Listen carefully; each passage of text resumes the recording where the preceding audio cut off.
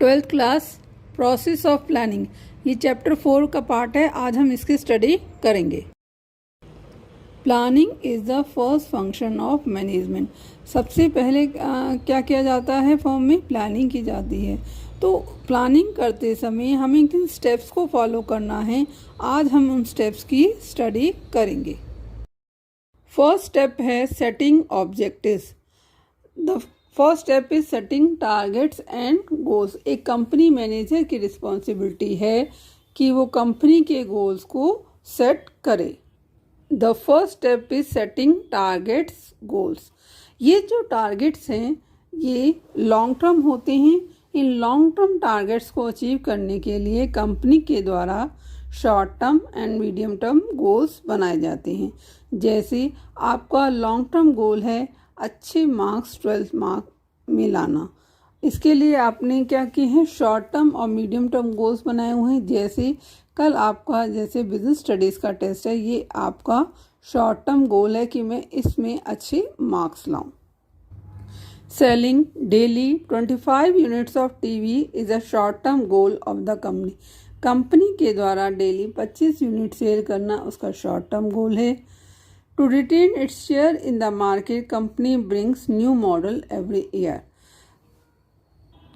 Company के द्वारा हर साल नया मॉडल उतारा जाता है ताकि वो मार्केट में बनी रहे, उसका शेयर है वो इंक्रीज करे और कस्टमर उसका बना रहे।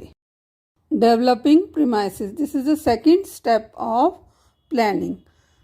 प्लानिंग किसके लिए की जाती है, फ्यूचर के लिए की जाती है। फ्यूचर कैसा है, uncertain. Planning is done for future which is uncertain. तो managers makes assumptions on the basis of his past experience and after scanning environment. Manager जो कंपनी का है वो अपने पास्ट एक्सपीरियंस और एनवायरनमेंट को स्कैन कर कर ही निर्णय लेता है कि वो किस बेस पर आगे की प्लानिंग करेगा। यह बेस premises कहलाते हैं। These assumptions are called premises. Success of planning depends on these assumptions.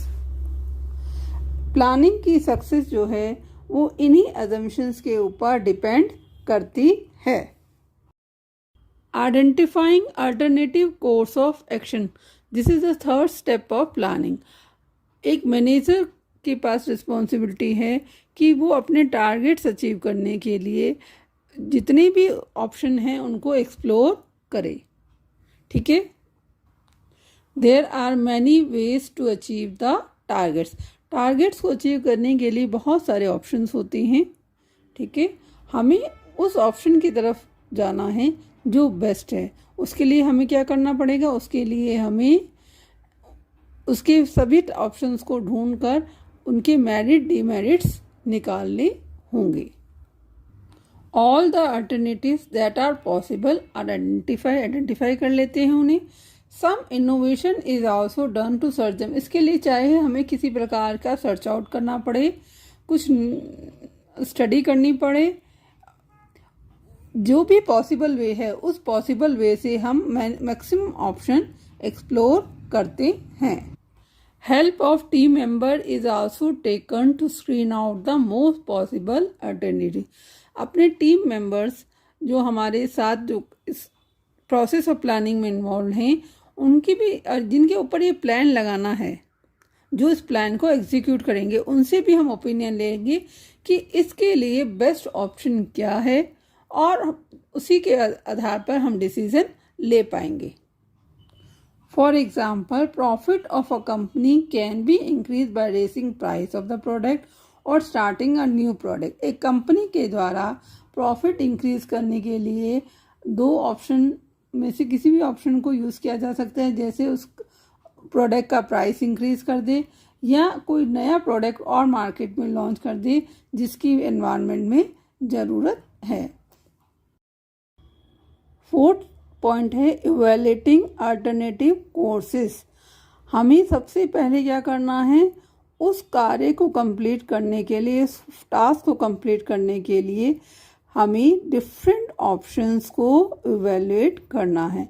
इसके लिए हम क्या करेंगे, हर ऑप्शन को लेकर उसके मेरिट्स और डीमेरिट्स निकालेंगे और हम चेक करेंगे कि हमारी ऑर्गेनाइजेशन के लिए इनमें से कौन सा प्लान सुटेबल है। Now we will find out all the results of each alternative. If they are implemented, what is the cost of the project? Is it affordable to company?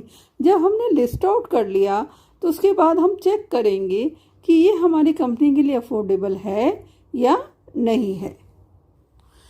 If we start to execute it, what are the impact of it? Make list of positive and negative impact of all alternatives.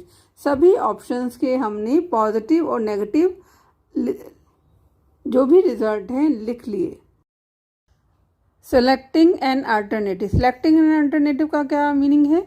There are many ways to do a work but best way is which is most suitable and affordable to us.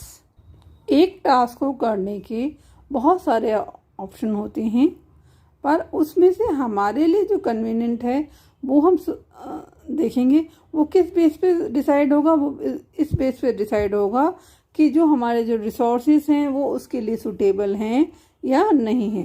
Because resources are scarce and limited, ठीक है, हमें उन्हें best way में utilise करना है। A manager choose the ideal option which is best for organisation. एक organisation के लिए जो ऑप्शन बेस्ट है उसको चूज करना एक मैनेजर की रिस्पॉन्सिबिलिटी है। Sometimes a combinations of plan में बी सिलेक्टेड। कभी कभी क्या करते हैं वो एक की जगह एक से ज़्यादा प्लान चूज कर लेते हैं। अगर प्लान ए फेल हो गया तो प्लान बी फेल हो गया तो प्लान सी, ठीक है, या कॉम्बिनेशन ऑफ टू प्लान्स को साइमल्टेनियसली लगा देते हैं। तो हम एक मैनेजर अपनी रिस्पॉन्सिबिलिटी निभाते हुए एक अच्छा ऑप्शन सेलेक्ट करता है। Implementing the plan. प्लान को इम्प्लीमेंट करना एक मैनेजर की जिम्मेदारी है कि वो टाइमली प्लान को इम्प्लीमेंट फॉर्म में कराए। Time is precious, therefore manager starts implementing the plan as soon as possible.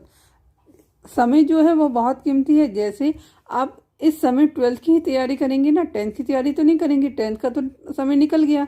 तो जिस समय जिस चीज़ के लिए है उसे बेस्ट वे में आपको उसी के लिए तैयारी करनी है। Company want to reach this production, therefore more labour is hired and more machinery is install. अब जैसे मैंने बताया कि टाइम प्रेशियस है तो कंपनी को भी टाइमली ही लेबर को हायर करना है और अपनी मशीनरी इंस्टॉल करानी है। मशीनरी अगर 1 महीने बाद आ रही है तो आप लेबर को पहले से तो हायर करेंगे नहीं, तो क्या होगा? अगर आप ऐसा करते हैं तो आपकी कॉस्ट ऑफ प्रोडक्शन इंक्रीज कर जाएगी। तो दोनों में मैच होना बहुत ज़रूरी है। To achieve long term objective, short term and medium term plans are implement. हमें अपने लॉन्ग टर्म ऑब्जेक्टिव्स को अचीव करने के लिए अपने शॉर्ट टर्म और मीडियम टर्म्स के प्लान्स को इम्प्लीमेंट करना चाहिए। जैसे आपका लॉन्ग टर्म ऑब्जेक्टिव क्या है? एक अच्छा जॉब ऑप्शन ढूंढना या अपना खुद का स्टार्टअप खोलना।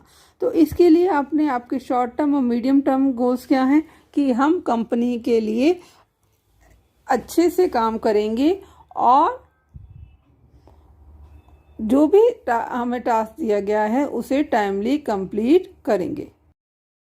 Follow up action, this is the 7th and the last step of planning.